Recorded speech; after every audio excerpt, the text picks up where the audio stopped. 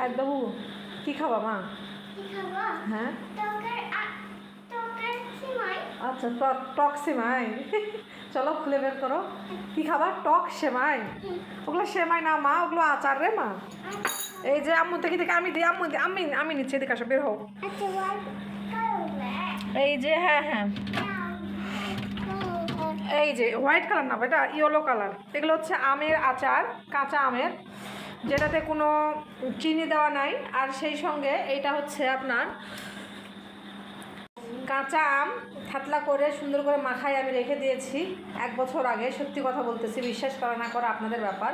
তো 1 বছর আগে এটা আমি থাতলা করে রেখে দিয়েছিলাম বক্সে করে, মানে বইমে করে। ফ্রিজে দেখেন একদম পারফেক্ট আছে। তো আয়াত বাবু এখন এটা খাবে, ওর জন্য একটু বের করি। এই যে কাঁচা আম থেতো করে রেখেছিলাম, একদম পারফেক্ট আছে, দেখতেই পারতেছেন কোনো কিছু হয় নাই। এটা কিন্তু বেশ অনেক দিন ধরে, 1 বছর ম্যাক্সিমাম সংরক্ষণ করে খাওয়া যায়। তো কে কে চান এই রেসিপিটা? ইনশাল্লাহ চাইলে আমি এটা দিব এবার যখন আমের সিজন আসবে তখন।